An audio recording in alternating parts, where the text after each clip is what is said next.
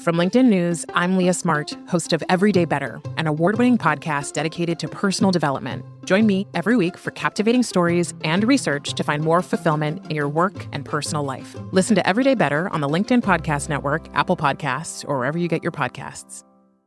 Break language barriers instantly by translating up to 44 languages in real time with the HP AI PC, powered by the Intel Core Ultra processor. With the right tools, work doesn't have to feel like work. Learn more at hp.com/AI PC. Hey, I'm Kwame Christian, and you are about to step into the world of Negotiate Anything, the #1 negotiation podcast in the world where we teach you how to make difficult conversations easier while getting more of what you want in the process. Each episode is packed with practical tips and strategies from the experts. We delve into negotiation, conflict resolution, and leadership skills that are crucial in both business and in life.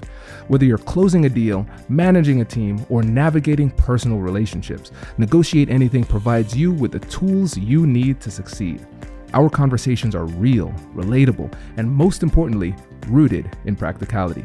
So if you're ready to transform your conversations and elevate your negotiation skills, join me on Negotiate Anything. Subscribe and listen on Apple Podcasts, Spotify, or wherever you love to listen. Let's make every conversation a winning negotiation. Jonathan, thanks for joining us today. Thank you so much for having me. Fantastic. Well, we are excited to have you, my friend. So how would you get us started by telling us a little bit about yourself and what you do?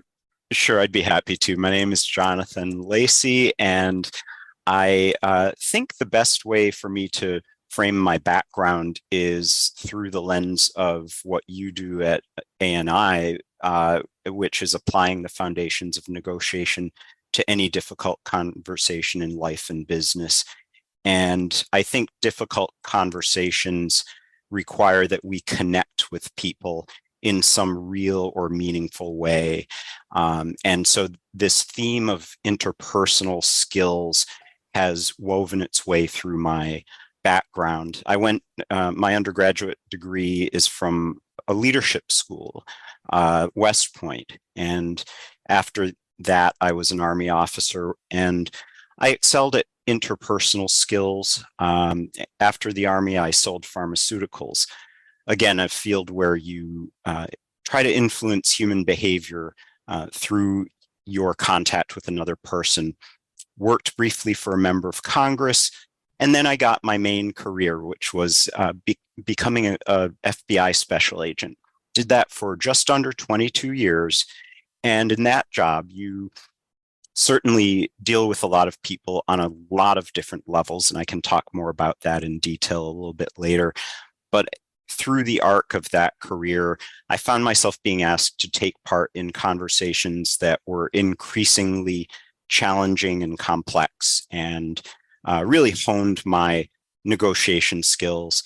And now I'm in private practice in the consulting world, trying to help people at the critical nexus between diversity and security.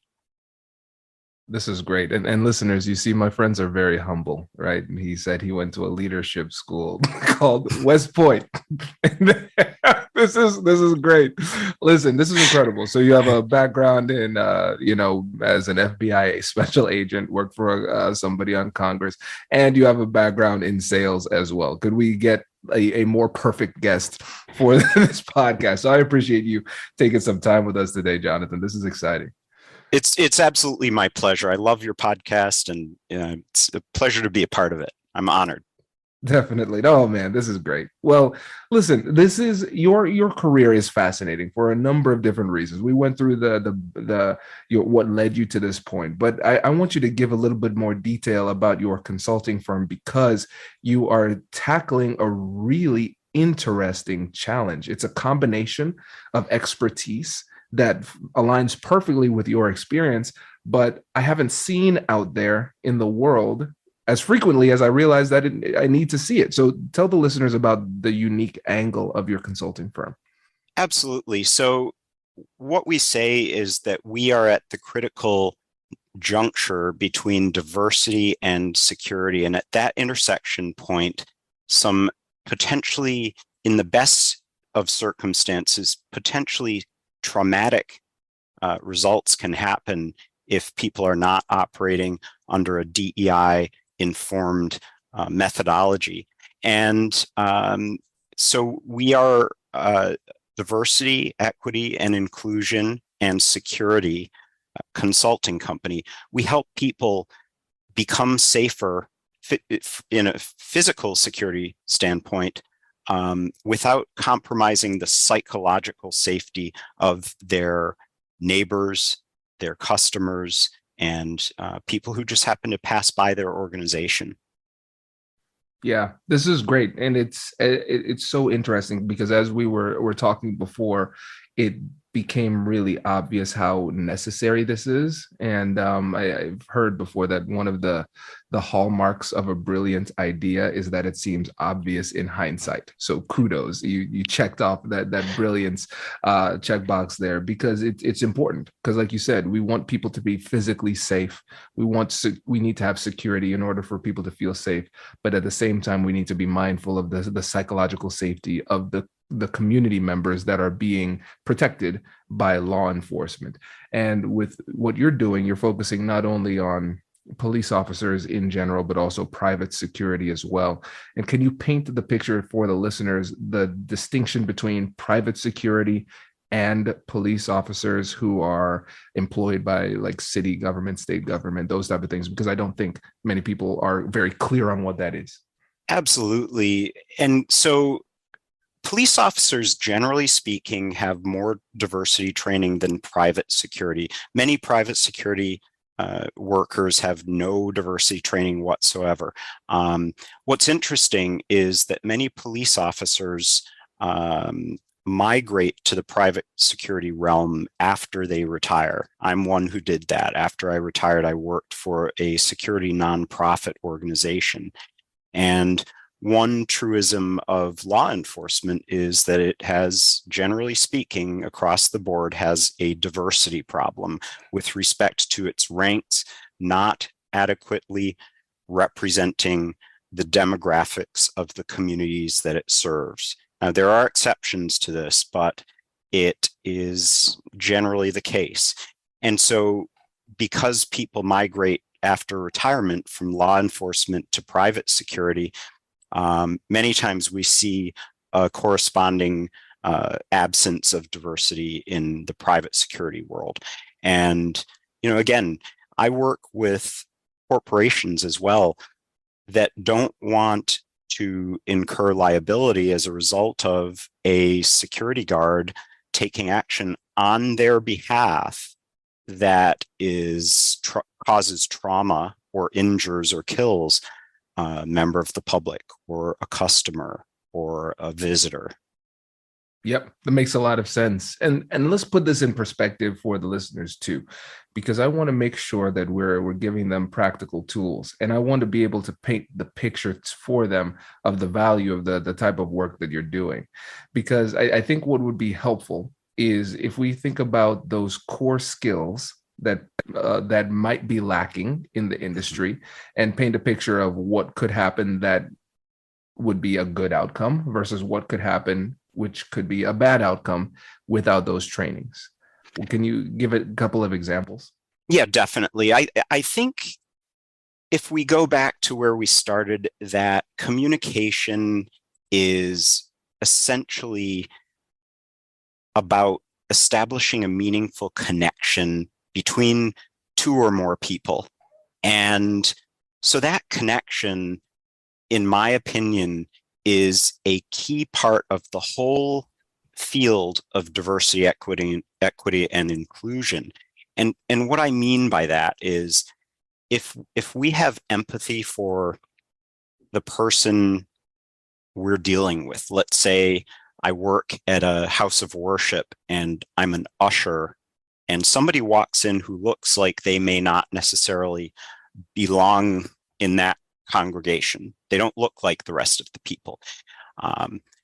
If I am aware of how my actions might impact that other person in that setting, or in any other setting that your listeners can imagine that applies to their business or their lives, then I'm going to have a much better interaction with them than if I just look at this from my own perspective.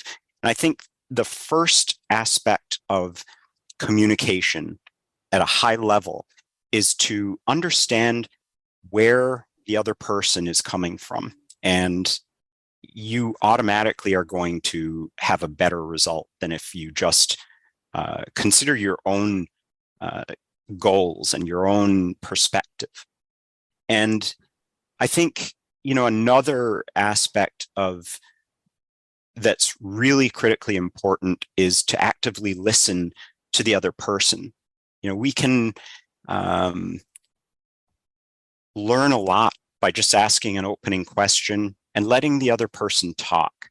And that can also diffuse an initially tense situation if we just let somebody tell us about themselves, tell us what they need, how we can help them, as opposed to approaching them with a confrontational style, as an example. Hello, my friends. Before we get back to today's episode, I want to ask you a question. Have you ever wondered how to elevate your team's negotiation game and how you can help the folks on your team have better, difficult conversations?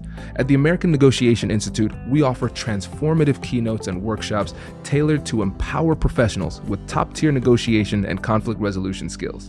Whether it's a keynote for your next event or hands-on training for your team, we've got you covered. Don't just negotiate. Master the art with the American Negotiation Institute. Click the link in the description to find out more. Elevate, negotiate, and succeed. Introducing the HP AI PC, your powerful AI assistant. Easily search through personal files, gain valuable insights, and make smarter, more informed business decisions. Unlock the future of work today with the HP AI PC, powered by the Intel Core Ultra processor. With the right tools, work doesn't have to feel like work. Learn more at hp.com/AIPC.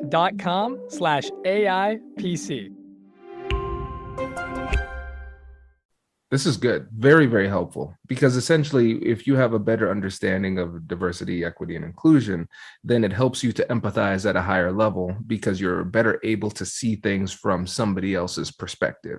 And so it sounds like for you, when you're thinking about this type of diversity, equity, and inclusion type of work, you're not thinking about it in terms of rules of political correctness that people need to follow in order to be nice to each other. You're thinking about it more in terms of skills acquisitions, how to meaningfully connect so you can do whatever it is that you're trying to do at a higher level. Absolutely right. This isn't about politics or political correctness. This is about, if I want to be more successful at my job, which involves communicating with someone else, then I'm going to necessarily think about where they are, what they've experienced. That could involve doing some research. If this is a formal business negotiation, look at their bio, find out where they grew up, where they went to school. Look on the walls. If this is an in-person or even if it's a Zoom meeting, you can see, an American flag is above my head in this little Zoom box that I'm standing in. And that is a big part of my identity. And so, I think if we use this empathy to understand a little bit more about the person we're dealing with, we will be more successful. So you're absolutely right. This isn't about political correctness. And, from a macro level, that's been shown in study after study that businesses that are more diverse, equitable, and inclusive perform better in various financial metrics. They have an easier time recruiting people. They have better retention rates of employees. They have better brand recognition because people associate across various demographics, are aware of their brands. And so It's really, there are numerous substantive metrics that are improved. So this really is more about performance than any kind of political correctness. Absolutely. And one of the things that you mentioned earlier was that diversity means different things to different people in different contexts too. And I think a lot of times we can make the mistake of having a really crystallized, concrete idea of what diversity is, because it's going to be different in different contexts. And you had a really cool example. Can you tell the listeners more about that? Sure, absolutely. Depending on where you are, if you just say the word diversity in Lebanon, it might mean religious diversity. If you're talking within a particular organization I used to be associated with, it meant whether you were coming from a law enforcement background or some other background. And so, it often is associated with it's not always about race. It could be about gender. And so it is really important when we use terms like diversity to specify what we're talking about and, in the context of our conversation. But yeah, it really can mean different things depending on our geography, the organization we're dealing with, and other variables like that. Absolutely. And I think one of the most important things for us to realize is that inclusion includes you, whoever you happen to be. And I think that it's easy for people, especially if they identify with the majority, to say, well, DEI isn't for me. No, it's for everybody. And I think we miss out on people's perspectives when they kind of self-select out and say, oh, no, this probably doesn't include me. No, whoever you are, we want you to be included as well. I think that's really important. Yeah, I completely agree. Inclusion means everybody, and we do better if we have the proverbial you involved in the discussion, whoever you happen to be. And the inclusion simply means that we recognize that some groups have not had as many opportunities or as much of an opportunity to have their voice heard, and we want to bring them to the table so we can hear everybody, including you, for sure. Definitely. This is great. And let me go back to one of the things that you talked about, which is the importance of active listening. And I always try to advocate for different audience members. It's almost like I can hear their voices in my head sometimes. So let's imagine there's an audience member out there saying, all right, Jonathan, I'm hearing you. I'm hearing what you're saying. I'm picking up what you're putting down.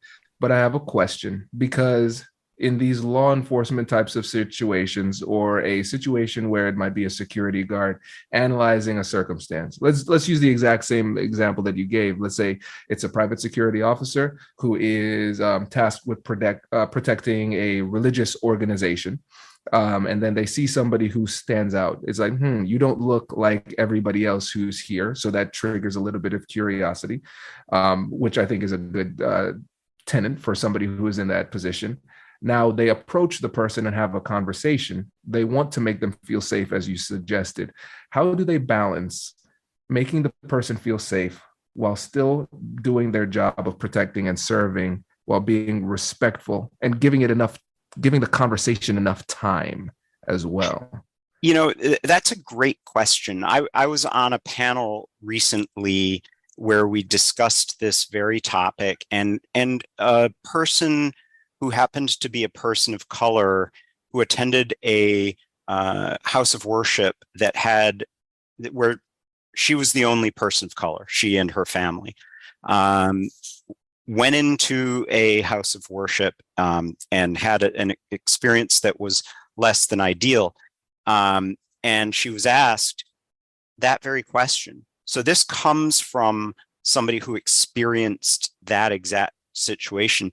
She said, what I would have liked to have heard from the security guard is some vulnerability. Maybe they could have even said, I feel really uncomfortable approaching you because I don't want to make you feel badly, but my job is to keep everybody here safe. I've never seen you here before. Is there anything I can do to help you get adjusted? Are you a member of the congregation? As opposed to something, accusatory or direct, like, excuse me, what are you doing here? I was actually at a public, I was actually at a park that was a playground behind the private school near where I lived. And I've told this story on a national webinar on this exact topic, where a person acting in a security capacity walked up to me as I was playing basketball with my sons on Thanksgiving Day and said, "Who are you and what are you doing here?" And this person actually happened to be the groundskeeper of a Christian school. And it immediately put me on the defensive. I felt humiliated. And so I can answer the question from my own perspective. It would have been great if he had just said, "Hello, I'm the groundskeeper here. Are you guys planning on using, did you clear your presence here?" Or, and what's interesting here is that it turns out as the conversation continued, I said, "I actually live around the corner." And he said he didn't believe me. And, obviously, that's not a model of how we might want to represent an organization as we keep it safe. And later, when I spoke with the administration of the school, they apologized profusely. They said, "We have a long-standing policy of letting people in the community use our facilities." And so, that's another reason that we need to educate people who are acting on behalf of our companies, of our houses of worship, or other organizations and law enforcement on the potentially traumatizing impact their actions can have. And these are actions they're taking on behalf of your organization. And they are people who are, in this case, he was a groundskeeper, the facilities manager. In some cases, it's an official security guard. Regardless of what it is, when people are acting on behalf of your organization, they should be doing so from an empathetic standpoint, recognizing the impact of their words. Oh, that's a great example. I apologize that it's unfortunate that you had to go through that. And the reality is, I think most people of color living in this country can relate to that type of experience, where your legitimacy of your just mere existence is questioned in a location, right? And especially when you see other people who are enjoying those same types of situations completely unharassed. Right. And so it becomes very clear that there's an othering that's occurring. So again, inclusion, definitely not feeling very included there. And we're recognizing, for me as a lawyer, I say, okay, well, now we have the potential of lawsuits, right? The organization can get sued for improper behavior of their security or the people who are representing them. From a business owner perspective, I see a branding issue. If you're being harassed, racially harassed by my employees, now I have a branding problem, right? And just the people problem. This is not how we treat people, right? So there's a lot that goes into this, and the training that you described could be one of those solutions for sure. Exactly. You're not just. It's multifaceted. The benefits are multifaceted, and as you mentioned, it's a business thing, it's a liability thing, it's an ethical thing. How do we want to be out in the community? Do we want to be perceived as, and are we, a place that is welcoming? And in fact, I had friends and neighbors who played a big football game. We were actually hanging out before that, so we knew the place was open to everybody. But again, there are times when you decide not to necessarily get into a big argument on Thanksgiving Day in front of your children. So yeah, really, I couldn't agree more that there are benefits in a number of areas, both the ethical area, the business case, the liability case, and really they all add up to let's be prepared and do things in a purposeful way as opposed to just by happenstance or the lack of adequate training. Definitely. And so, Jonathan, this will be the last question I ask. If you were to think about a consulting firm that really spoke to this issue of training people in the police department and people in private security on how to manage these tensions as it relates to diversity, equity, and inclusion. If you're thinking about a consulting firm, perhaps one that was led by somebody who has over 20 years of FBI experience, maybe a graduate from West Point, do you have any suggestions for a consulting firm that might be able to solve this problem? Yeah. Right. Look, I think a consulting firm that had that kind of questionable leadership would need to be engaged in meeting people where they are. We want to be sure that we're not here to demonize anybody.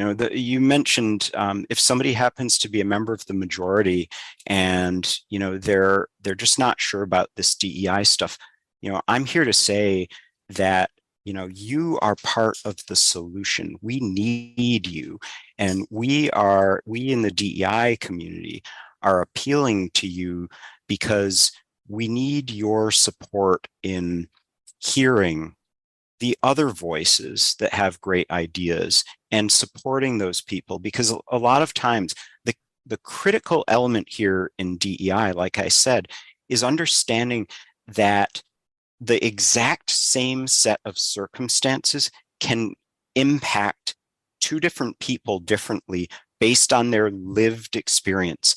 And so, the example I always give is if I'm pulled over by the police and I see the red lights behind me and I hear the yelp of the siren, I just swallowed hard because I get nervous, and that's based on some personal lived experiences. That may be different for other people, and that's in spite of the fact that I went to West Point, served in the Army, was an FBI agent for over 21 years. And I still feel that. And so someone else might get angry and irritated and maybe mouth off to the officer. I guarantee I have never mouthed off to a police officer. My hands are at 10 and 2 on the steering wheel, as I've instructed my sons to do. And that's a whole other topic, the talk that people have with their sons of color. But I think what's critical is for us all to work together to understand that different people have different lived experiences, and that causes us to have different impact from the same set of circumstances. So if you see somebody in a meeting who may seem upset by what was just a lighthearted joke, it could be related to that factor, and I think it's just really important for us to remember that. Oh, well said. Well said, Jonathan. Really appreciate you coming on the show, sharing your wisdom. Again, let the listeners know about how they can get in touch with you, your company, and I'm going to put links in the description to make it easy for them. Absolutely. It's securityofbuffalo.com is our website, and info@securityofbuffalo.com is where you can send inquiries if you need more information. Thank you so much for the opportunity to be on this wonderful podcast, Kwame. It was always a pleasure. Hey, my pleasure. This was great. Thanks for coming on. Okay, thank you. Congratulations! You've just joined an elite club. By listening to a full episode, you're now officially on the Negotiate Anything team. So welcome aboard. What most team members do is they subscribe to the podcast because that allows them to automatically get the latest episodes of the show. The best things in life lie on the other side of difficult conversations. Keep learning, keep practicing, and keep getting better. Your relationships will improve, your career will soar, and you'll have the confidence you need to get the most out of these crucial conversations. Again, thank you for joining the team. We're excited to have you, and I will see you in the next episode. I'll catch you later.